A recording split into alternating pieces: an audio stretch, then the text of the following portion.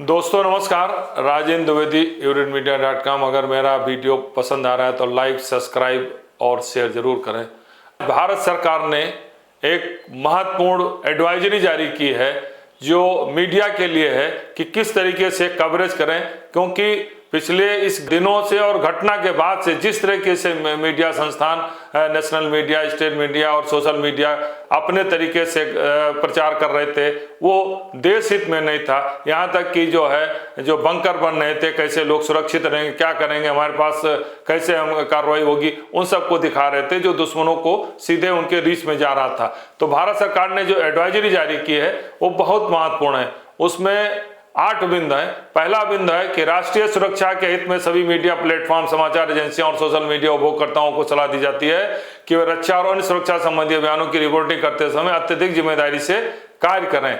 दूसरा यह विशेष रूप से रक्षा अभियानों का या सुरक्षा संबंधी गतिविधियों का संबंधी जो भी रियल टाइम है उसकी कवरेज न दिखाएं। जो सूत्रों पर आधारित रिपोर्टिंग की जाती है उसके इस नहीं की जानी चाहिए, और संवेदनशील स्थिति की कोई भी जानकारी और ना खुलासा किया जाने से शत्रु को लाभ मिलता है। तीसरा है कि पिछले घटनाक्रम में मीडिया की गैर जिम्मेदाराना हरकत की जिससे दुश्मनों को लाभ मिला था, जैसे कारगिल युद्ध, मुंबई आतंकवादी हमला 26/11 का और कंधार अपहरण जैसी घटनाओं के दौरान अनियंत्रित कवरेज ने राष्ट्रीय हितों पर प्रतिकूल प्रभाव डाला था। ये एडवाइजरी में स्पष्ट लिखा गया, ऐसा नहीं करना चाहिए। और लिखा है, मीडिया, डिजिटल प्लेटफॉर्म व्यक्तिगत नागरिक राष्ट्रीय सुरक्षा की रक्षा में महत्वपूर्ण निगरानी करते हैं, इसलिए केवल कानूनी दायित्व नहीं बल्कि वो अपनी नैतिक जिम्मेदारी भी इसको समझें। ये कानूनी का दायरा नहीं, ये राष्ट्र हित में, देश हित में भी है।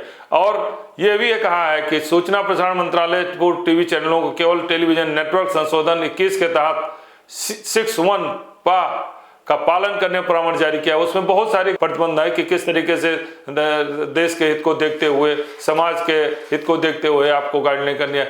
उसके अलावा है, किसी भी आतंकवादी विरोधी अभियान के लाइव कवरेज नहीं किया जाएगा, और ऐसे मामलों मीडिया कवरेज का उपयोग सरकार द्वारा नियुक्त अधिकारी, जो अधिकारी अधिकृत रूप से बताएगा उसी को बताना है, ना सूत्रों से बताना है, ना ये दिखाना है कि वहां जाके जो कवरेज दिखा रहे हैं। जैसे अभी आज ही देखा गया था कि जम्मू कश्मीर में वहां जो हमारे जवान जिस हिसाब से चल रहे थे उनको मीडिया वाले ऑन कैमरा लाइव दिखा रहे थे, इस पर भी रोक लगा दी गई है। यही नहीं, टीवी चैनलों को सुरक्षा बलों द्वारा किए जाए आतंक विरोधी अभियानों की गतिविधियां जो लाइव कवरेज करते थे कि इनका कैसे मतलब सुरक्षा बल हमारे किस तरीके से सशक्त हैं, कैसे इनकी ट्रेनिंग होती, कैसे कार्रवाई करते हैं और कितना फुर्तवादी से कार्य करते हैं, इस सब पर रोक लगा दी गई। अब जो अधिकृत रूप से प्रवक्ता जो बोलेगा वही उसी को इनको दिखाना है, ना सूत्रों को हवाला देना है और ना सेंसिटिव इशू पर देना। वैसे भी ये एडवाइजरी जानने के पहले जो भी मीडिया से जुड़े हैं, थोड़ा सा भी कॉमन सेंस हो तो उनको जरूर ये सोचना चाहिए कि जो भी वो दिखा रहे हैं, प्रतिष्ठान दिखा रहे हैं, अपनी सामयिक को दिखा रहे हैं कि हम कैसे हमारे जवान हैं, क्या क्या करते हैं, कैसे बंकर हैं, वो देश हित में कभी भी नहीं रहा। इसीलिए ने उन्हें स्पष्ट रूप से एडवाइस जारी करते हुए लिखा है कि पूर्व घटनाओं का, जो पूर्व घटनाएं हुई थी, चाहे कंधार की रही हो या कारगिल की रही हो या अन्य जो घटनाएं घटी, तो कारगिल का है, मुंबई का आतंकवादी घटना रहा हो, कंधार अपहरण जैसी घटनाओं पर अनियंत्रित रिपोर्टिंग ने दुश्मनों को, आतंकवादियों को इसका लाभ मिला था। इसलिए इस बार एडवाइजरी जारी की गई, इसका पालन भी किया जाना चाहिए। और ये एडवाइजरी नहीं है, इस पर कड़ाई से लागू भी किया जाना चाहिए और इसको उल्लंघन करने वालों पर सीधे देशद्रोह का मुकदमा चलाए, उन्हें सजा दी जानी चाहिए। और दूसरा ये कहना है कि जो हमारे मीडिया चैनल के तथाकथित बड़े बड़े जो एंकर बैठे हैं, जिनको कश्मीरी आवाम जिनका नाम लेकर वो बोल रही है, चित्रा त्रिपाठी हैं, अमीश देवगन है, रूपका लियाकत हैं, अर्णव गोस्वामी हैं, अंजना ओम कश्यप हैं, ये चेहरे सभी चिन्हित हैं, सभी जानते हैं कि किस तरीके से रिपोर्टिंग करते हैं, हिंदू मुस्लिम करते हैं, जातीय समय करते हैं, एक एजेंडा लेके चलते हैं। तो इन पर भी कार्रवाई होनी चाहिए और भविष्य में, क्योंकि सबसे ज्यादा एजेंडा फैलाने वाले यही लोग थे।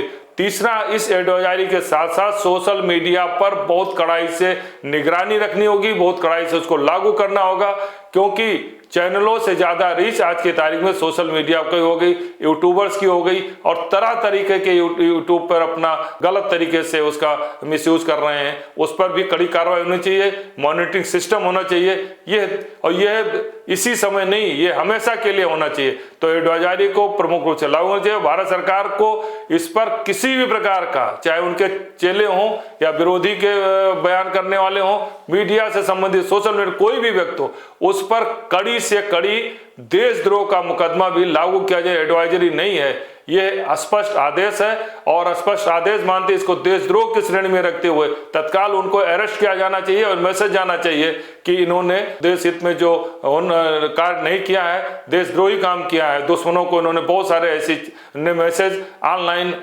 लाइव दिखाया है जो देश हित में नहीं था। इसलिए एक बार फिर एडवाइजरी को नहीं, इसको कानून मानते हुए इसका पालन होना चाहिए, और भारत सरकार से कड़ी से कड़ी इसकी समीक्षा करनी चाहिए, मॉनिटरिंग होनी चाहिए, और इसका उल्लंघन करने वालों को सीधे राष्ट्रद्रोह का मुकदमा लगाते हुए बिना सोचे समझे जेल भेज देना चाहिए। धन्यवाद।